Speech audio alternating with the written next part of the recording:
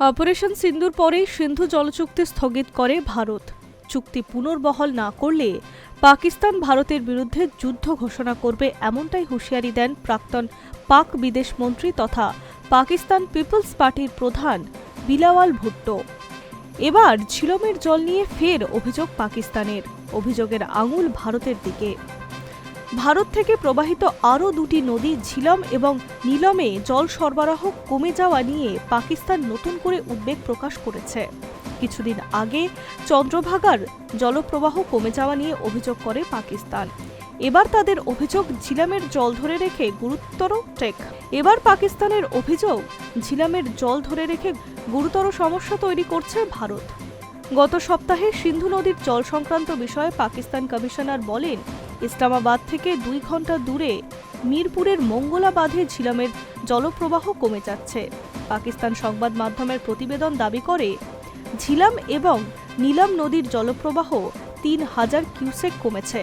এই জলপ্রবাহ আগে ছিল 5000 কিউসেক। পাকিস্তানের অভিযোগ, চাষের এই গুরুত্বপূর্ণ সময়ে জল ছাড়ার পরিমাণ কমিয়ে দিয়েছে ভারত। রবি শস্য বোনার সময় মৌসুমের এই সংকট 24 কোটি মানুষের জীবন ও জীবিকার সরাসরি প্রভাব ফেলতে পারে বলে দাবি করছে পাকিস্তান। পাকিস্তানের চাষের ক্ষেত্রে অন্যতম গুরুত্বপূর্ণ নদী ঝিলম। এই নদীর জল মূলত মঙ্গলা বাঁধ এবং রসুল ব্যারেজের মাধ্যমে নিয়ন্ত্রিত করা হয়। পাকিস্তানের পাঞ্জাব প্রদেশ এবং ছাদ দোয়াজ অঞ্চলে সেচের কাজ হয় এই নদীর জলে। পাক অভিযোগ, 2.5 কোটি একর চাষ জমির মধ্যে 1.5 কোটি একর জমিতে বিভিন্ন খালের মাধ্যমে ঝিলমের জল আসে। সাম্প্রতিক অতীতে এইসব খালে জল আসা কমে গিয়েছে অথবা বন্ধ হয়ে গিয়েছে। যদিও ঝিলামের জল নিয়ে ভারতের কাছে এখনো কোনো লিখিত অভিযোগ করেনি পাকিস্তান। পাকিস্তানের দাবি প্রসঙ্গে কোনো প্রতিক্রিয়াও জানায়নি ভারত। গত সপ্তাহে ভারতের কাছে চিঠি পাঠায় পাকিস্তান। চন্দ্রভাগা নদীর প্রবাহে হঠাৎ পরিবর্তন প্রসঙ্গে চিঠিও পাঠানো হয়।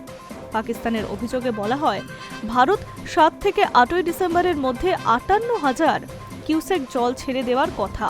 যদিও এরপরেই হঠাৎ জল ছাড়ার পরিমাণ আশঙ্কাজনকভাবে কমে যায়। যদিও এর কয়েকদিন পরেই পাকিস্তান জানায় জলস্তর স্থিতিশীল হয়েছে। পাকিস্তানের মতো দেশের কৃষি ও খাদ্য নিরাপত্তা নদীর প্রবাহের ওপর ব্যাপকভাবে নির্ভরশীল। এই ধরনের আকস্মিক পদক্ষেপে তাদের উপর ব্যাপক প্রভাব ফেলতে পারে বলে ধারণা বিশেষজ্ঞদের। 1960 সালে বিশ্ব ব্যাংকের মধ্যস্থতায় সিন্ধু জলচুক্তি সই করে ভারত ও পাকিস্তান।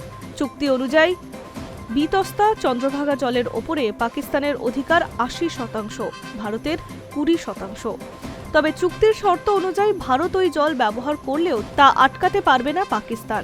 দীর্ঘদিন ধরেই নয়াদিল্লির দাবি ছিল, সিন্ধু জলচুক্তিতে সংশোধন করতে হবে, কারণ ভারতের নদী বাদ দেওয়ায় ইসলামাবাদের প্রবল আপত্তি ছিল। সিন্ধু জলচুক্তি বাতিলে চাপ বাড়ে পাকিস্তানের।